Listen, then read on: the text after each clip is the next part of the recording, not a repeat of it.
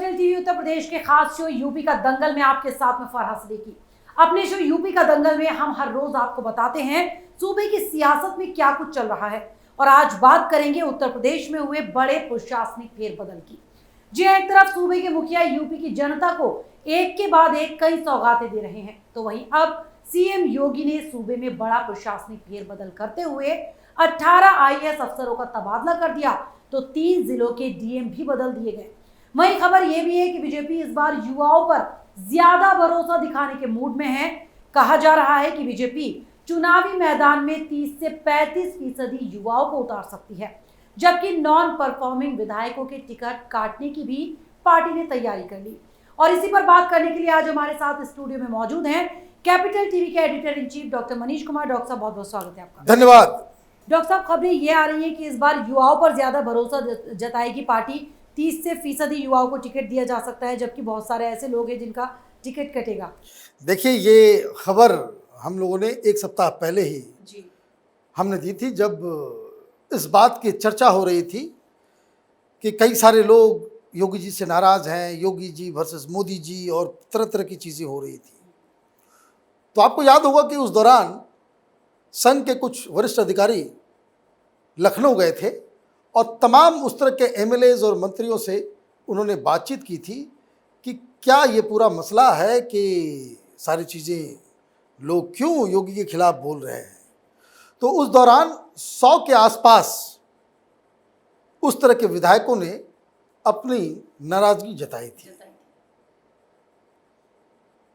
इन 100 का नंबर लग गया, तो यानी कि 100 के 100 टिकट कटेंगे। अब 100 के 100 टिकट कटेंगे। और ये बात हमने कहा था कि जो जिन जिन लोगों ने योगी जी के खिलाफ कुछ भी कहीं कोई प्लानिंग की, कुछ भी बयान दिया, कुछ कहा, उनका पत्ता साफ पत्ता गया। क्योंकि इन लोगों को इस बात की जानकारी, इस बात की माने ये लोगों ने सोचा नहीं था कि संघ की तरफ से ये फैसला आ जाएगा कि commander in chief Yogi Adityanath हैं, वही तय करेंगे कि किसको टिकट मिलेगा, किसको टिकट नहीं मिलेगा। अभी एक दिन पहले हम लोगों ने डिस्कस किया था कि वो तमाम मंत्री और संगठन के वरिष्ठ नेता जो अपने आप को नेता समझते हैं बड़े बड़े, उन सबको मैदान में उतारा जा रहा है। इन सबको किस कंस्टिट्यूएंसी से लड़ना है ये योगी जी तय कर रहे हैं। यह आर्बिट्री नहीं है, पूछ के ही किया जा रहा है, सारा कुछ किया जा रहा है। उसका फायदा क्या है? उसका फायदा यह है कि एक तो विपक्षियों के सामने एक बड़ी चुनौती आ गई, भैया आप 50-60 सीट पहले ही डिक्लेयर कर रहे हो। और दूसरा कि अगर ये चुनाव नहीं लड़ रहे होते तो ये गेम खेल रहे होते। लेकिन अब योगी जी ने इतना बिजी कर देंगे अपने चुनाव लड़ने में, अब तो इनको चुनाव, क्योंकि अगर ये चुनाव हार गए तो राजनीति में इनका पत्ता साफ हो जाएगा परमानेंटली। क्योंकि आप नेतागिरी कर रहे थे ना, नेतागिरी कर रहे तो ठीक तरह से करिए, ठीक से जनता है ही नहीं आपके साथ, आप एक कंस्टिट्यूंसी नहीं जीत सकते, तो इसलिए जो है वो लफड़ा जो है वो होगा। एक अब बाकी बचे इन नेताओं के पीछे जो चमचागिरी कर रहे जो लोग थे, तो 30 से 35%। और मैं आपको एक बात और बता दूं, ये 30 से 35% विधायकों को रिपीट नहीं करने का फैसला, ये फॉर्मूला, ये किसी और का नहीं है, योगी जी का, ये प्रधानमंत्री मोदी का है। ये गुजरात में भी जब चुनाव लड़ते थे तो यही काम करते थे। अभी देखिए बहुत सारे जैसे इसको लेकर जैसे अभी बदलाव हुआ जी, कैबिनेट में भी बदलाव हुआ। हाँ, 12-13 उम्मीद नहीं थी वो हो गया, 12-13 लोग गए। तो वो 30% जो है वो डेडवुड को हमेशा तलाशते हैं, जिनकी वजह से परफॉर्मेंस पे इम्पैक्ट पड़ता है और उनको बाहर करना। डॉक्टर साहब, खबर ये भी है कि अब तमाम जो विधायक हैं उनका सर्वे करा रही है पार्टी, योगी जी करा रहे हैं, और सर्वे के आधार पर उनको टिकट दिया जाएगा या कटेगा। अगस्त तक का टारगेट रखा गया। देखिए, बस सर्वे तो हर पार्टी करवाती है और योगी जी सर्वे करवाएंगे, जिनको जिनको निकालना होगा उसका सर्वे रिपोर्ट नेगेटिव आ जाएगा। तो ये तो कोई बड़ी बात नहीं है। तो ये आप समझिए कि भारतीय जनता पार्टी के अंदर चुनाव को लेकर के ये लोग कितने आगे चले गए हैं।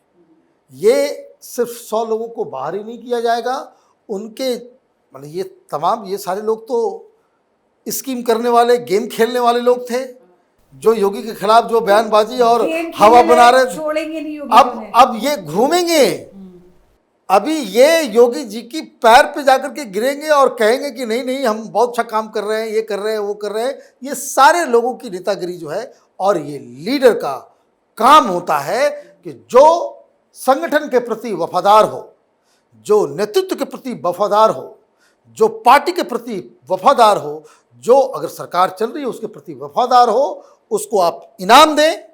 और जो नेगेटिविटी फैलाते हैं, जो लोग पार्टी को ही काटने के काम कोशिश करते हैं, योगी के खिलाफ ही, माने नेतृत्व के खिलाफ ही वो आप जो है उल्टा पुल्टा काम करने की कोशिश करते हैं, तो उनको पनिश करने का भी काम ये नेतृत्व का होना चाहिए। राहुल गांधी यही नहीं कर पाते। नहीं डॉक्टर साहब, वो जरूरी भी है। अगर ऐसे लोगों को पनिशमेंट नहीं मिलेगा तो वो आगे भी नेतृत्व को कमजोर करेंगे, उन पर निशाने साधेंगे, इस तरह बिल्कुल के काम करेंगे, वो। वो बिल्कुल करेंगे। और ये जो है, ये नेतृत्व का ये दायित्व होता है कि अच्छा काम करने वाले को आप पुरस्कृत करें, और जो नुकसान पहुंचा रहे हैं उनको दंडित करना भी ये नेतृत्व का काम है। और इसमें मुझे लगता है कि योगी जी से बेहतर सिर्फ प्रधानमंत्री मोदी हैं। प्रधानमंत्री मोदी भी बहुत ही सर्जिकल वैसे पीएम की राह पर ही चलते हुए नजर आ रहे हैं योगी जी, वो तो है ही, चाहे विकास के मामले में हो। देखिए, जो यूपी के ऊपर करेगा शासन वही बैठेगा, लखनऊ से निकलता उसी है को दिल्ली मिलेगा का दिल्ली का सिंहासन। तो ये चीज़ है, तो इसमें कोई डाउट ही नहीं है। डॉक्टर साहब, इसके अलावा एक बड़ा प्रशासनिक फेरबदल किया है योगी जी ने। 18 आईएएस अफसरों के तबादले कर दिए गए हैं, बहुत सारे डीएम इधर से उधर किए गए, बदले गए। क्या माना जाए, जहाँ पर ठीक तरह से काम नहीं हो रहा है उन लोगों को हटाया जा रहा है? इसमें दो चीज़ें हैं। जब भी चुनाव होते हैं, ये कोई भी मुख्यमंत्री होता है, वो अपने हिसाब से इलेक्शन को ध्यान में रखते हुए वो प्रशासनिक बदलाव करता है। वैसे तो ज़्यादातर डीएम मुख्यमंत्री के चुने हुए लोग होते हैं जी। लेकिन फिर भी उनको कहीं डाउट लगता है। जैसे ये सर्वे 100 लोगों का 30% जो है वो बाहर, तो वैसे ही वो हर डिपार्टमेंट में डीएम खास करके, कि चूंकि वो चुनाव में रिटर्निंग ऑफिसर होता है, उसके हाथ में चुनाव के दौरान बहुत पावर होता है। तो इसलिए ये हिंदुस्तान की राजनीति का एक पहलू है, ये हकीकत भी है, और हर लोग करते हैं, हर पार्टी करती है, हर मुख्यमंत्री करता है कि चुनाव से पहले वो बदलाव करता है कि ताकि कौन कौन लोग आपका साथ छोड़ सकते हैं, उन लोगों को वापस किसी डिपार्टमेंट में बिठा दिया जाता है, किसी जगह पे उसको बिठा दिया जाता है। Otherwise they want to be very sure कि जितने जो डीएम्स हैं वो अपने आदमी हो। ये हिंदुस्तान की राजनीति का एक अहम हिस्सा है, और इसलिए ये जो प्रशासनिक बदलाव किए जा रहे हैं उसमें एक तो परफॉर्मेंस होगा ही, लेकिन मुझे लगता है कि ज़्यादातर जो बदलाव किए जा रहे हैं वो उसकी दृष्टि, उसका प्लानिंग वो जो है चुनाव के मद्देनज़र है। अदरवाइज इस तरह का बड़ा माने बदलाव जनरली कोई मिनिस्टर करता नहीं है। यानी बीजेपी की जो चुनावी रणनीति है वो बहुत ज्यादा आगे बढ़ गई है डॉक्टर साहब, ऐसा लग रहा है, क्योंकि बाकी सब राजनीतिक दल तो अभी नींद से ठीक तरह से जागे नहीं है, लेकिन बीजेपी ऑलमोस्ट पूरी तैयारी कर चुकी है। देखिए, बाकी लोग तो क्या कर रहे हैं, बाकी लोग तो अभी ब्राह्मण सम्मेलन करने में जुटे हुए हैं। बाकी लोग को अभी तय नहीं है कि उनके साथ कौन आएगा, कौन जाएगा, किसको वरीयता देनी है, किसको नहीं देनी है, गठबंधन क्या होगा नहीं होगा, वो सारा चीज़ अभी ये उलट पुलट में है।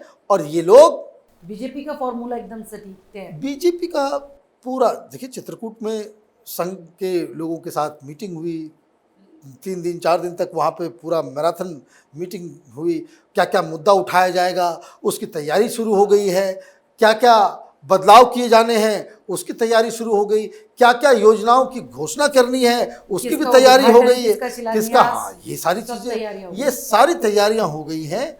और विपक्ष जो है अभी भी वो पेगासस में घुसा हुआ है, एक फेक स्टोरी में, एक फेक आंदोलन में, ये किसान आंदोलन, ये फेक आंदोलन में लोग घुसे हुए हैं। उसी में इन लोगों का समय जो है वो जाया हो रहा है, बर्बाद हो रहा है, क्योंकि इन लोगों के पास तो इतनी भी अब ये समझ नहीं है कि भाई पेट्रोल का दाम बढ़ रहा है, उसी पे कम से कम आंदोलन कर लो, किसी चीज पे कर किसी लो, काम चीज की पे चीज कर लो जो जिससे लोग जुड़े। ये किसान के मुद्दे पे थोड़ी लोगों को इंटरेस्ट है। पेगासस तो आधे लोग की समझ ही नहीं आएगा डॉक्टर साहब। अब भाई पेगासस तो पेगासस है भाई, यूपी में किसका नाम आया? किसी का नाम नहीं आया। और भाई जो पत्रकार ये कह रहे हैं कि भाई मेरे ऊपर जासूसी हो रही है, भाई तुमने कहाँ से उसको कोई जांच करवाया? किसी ने सर्टिफिकेट दिया? तुमने किसी अपने फ़ोन को किसी फॉरेंसिक लैब में, थर्ड पार्टी लैब में आपने कहीं जांच करवाई? कुछ नहीं, तो सिर्फ अफवाह, बेकार की चीज़ों में। और इसलिए अभी जो कल सर्वे आया वो रिफ्लेक्शन है कि कौन पार्टी कितना ज़मीन पे काम कर रही है। कहीं दूर दूर तक भारतीय जनता पार्टी के कंपटीशन में कोई नहीं है। न समाजवादी पार्टी है, न मायावती है, न मायावती, कांग्रेस का तो नाम ही नहीं। और जो सर्वे आया भी तो वो मैं उसका पूरा डिटेल वीडियो हम लोगों ने डाला था कि उसमें कौन बेहतर मुख्यमंत्री हो सकते हैं, वो भी योगी जी का नाम है सबसे ऊपर। और नहीं, और किस मुख्यमंत्री ने बेहतर काम किया है उसमें अखिलेश यादव से दोनों ही कॉलम में मायावती ऊपर है, बेहतर नजर आ रही है, ज्यादा बेहतर परफॉर्म कर रही है। ये इलेक्शन, पहली बात तो ये है कि ये चुनाव में अगले 6-7 महीने तक ये चुनाव योगी जी से लड़ने के लिए नहीं है। ये चुनाव कौन सेकंड होगा उसके लिए है, उसके लिए लड़ाई है, फर्स्ट के लिए नहीं है। फर्स्ट के लिए फर्स्ट नहीं तो है। सबको पता है कि बीजेपी है। हाँ, तो ये जो है, ये सेकंड की लड़ाई जो है उसमें जो है वो नजर वो दिख रहा है कि उसमें कांटे की टक्कर है। डॉक्टर साहब चलिए, बहुत बहुत शुक्रिया हमारे साथ कार्यक्रम। धन्यवाद। तो आगामी विधानसभा चुनाव को लेकर सरकार पूरी तरह से संजीदा है और सरकार योजनाओं को सही वक्त पर पूरा कराने की कवायद में जुटी हुई है। शायद यही वजह है कि कई जिलों के पुराने डीएम को हटाकर वहां नए डीएम नियुक्त कर दिए गए। तो बीजेपी अपने विधायकों का सर्वे कराएगी और सर्वे के आधार पर उन्हें टिकट दिया जाएगा। ये सर्वे क्षेत्र के काम और लोकप्रियता के आधार पर होगा और अगस्त तक सर्वे पूरा करने का लक्ष्य रखा गया। यानी ये तय है कि इस चुनाव में कईयों का टिकट तो कटेगा ही। तो अगर आपको हमारे प्रोग्राम पसंद आया तो इसे लाइक करें, शेयर करें और उत्तर प्रदेश चुनाव से जुड़ी हर खबर को जानने के लिए कैपिटल टीवी के साथ साथ कैपिटल टीवी उत्तर प्रदेश को सब्सक्राइब करना ना भूलें।